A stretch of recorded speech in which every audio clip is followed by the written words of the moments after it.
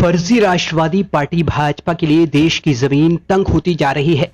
देश के जजमान धीरे धीरे समझ रहे हैं कि भाजपा देश को आबाद नहीं बल्कि बर्बाद करने वाली एकमात्र लुटेरी और डकैत पार्टी है। ममता द्वारा नागपुरी खेमे में लगाई गई आग अभी बूझी भी नहीं थी कि उत्तर प्रदेश में भगवा के नैया डूबने की खबर आ गई है। एक ऐसा सर्वे जिसे खुद भगवा धारियों ने किया है। इस सर्वे के जो नतीजे सामने आए हैं उससे भगवा के बड़े बड़े भगवान शाश्वत दंडवत हैं। सच कहा जाए तो भाजपा के सबसे बड़े कलाकार गुफा वाले बाबा और गोबर को चमनप्राश समझकर चाटने वाले भक्त भी हैरानों परेशान हैं। खैर, यूपी में भगवा राज्य के 5 साल की अपार सफलता का अगले साल होने वाले विधानसभा चुनाव में बड़ा इनाम मिलने वाला है, जिसकी भनक पहले ही नागपुरियों को लग चुकी है, जिससे नाले से गैस निकालने वाले दुनिया के सबसे बड़े वैज्ञानिक श्री नरेंद्र दामोदर दास मोदी की हालत सूखती जा रही है।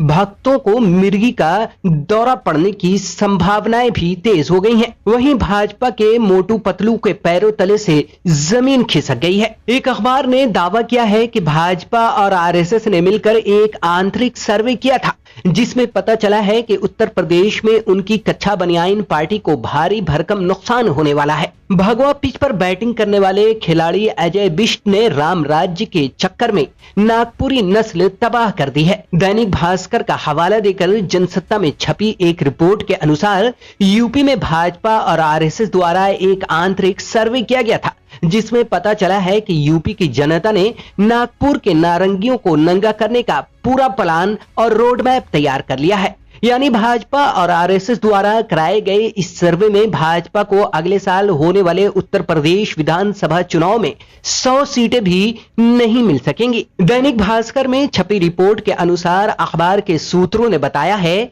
कि पिछले दिनों भाजपा और आरएसएस की तरफ से एक आंतरिक सर्वे कराया गया था। इस सर्वे के अनुसार पार्टी अगले साल होने वाले विधानसभा चुनाव में 100 सीटों के अंदर ही सिमट सकती है। अखबार में यह भी दावा किया गया है कि पिछले दिनों दिल्ली में जो भाजपा में उठा-पटक चल रही थी, वो इसी सर्वे की वजह से चल रही है। भगवा कबीले और इनके नस्ल भाजपा द्वारा किए गए इस आंतरिक सर्वे में इनके शीर्षक नेताओं को ये यकीन हो गया है कि उत्तर प्रदेश में पार्टी बिना किसी क्षेत्रीय दल के सहयोग के लखनऊ की सत्ता पर भगवा परचम नहीं लहरा सकती है। इसीलिए भाजपा अध्यक्ष जेपी नड्डा समेत कई बड़े नेता क्षेत्रीय दलों को साधने में लग गए हैं। मीडिया रिपोर्ट्स की माने तो पिछले दिनों भाजपा अध्यक्ष जेपी नड्डा ने सुहेल देव भारतीय समाज पार्टी के मुखिया ओम प्रकाश राजभर से बात करने की कोशिश भी की थी, लेकिन राजभर ने नड्डा को चड्डा देते हुए इस बातचीत से इनकार कर दिया। इसके अलावा इन भगवा के भगवानों को 2 और क्षेत्रीय पार्टियों ने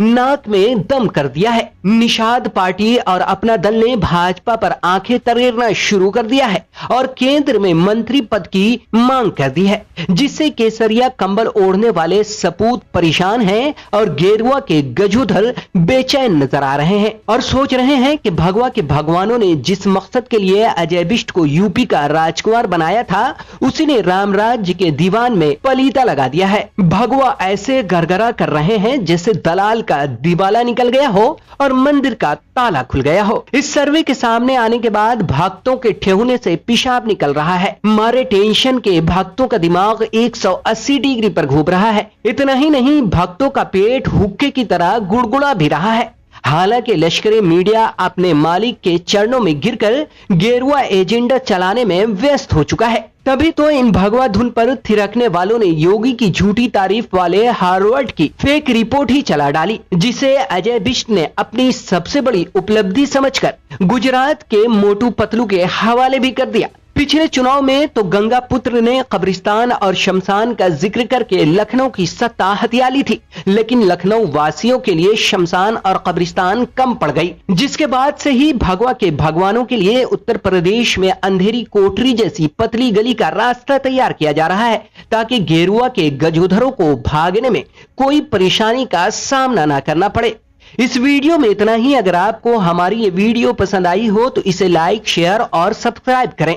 साथ ही बेल आइकॉन को दबाना बिल्कुल ना भूलें। अगर आप भक्तों की दुखती रग पर हाथ रखना चाहते हैं तो द वीपीएन टीवी के बेल आइकन को दबाना बिल्कुल ना भूलें, ताकि आपको हर बार वीडियो की अपडेट मिलती रहे और भक्तों की रग दुखती रहे। तब तक के लिए दीजिए इजाजत। नमस्कार।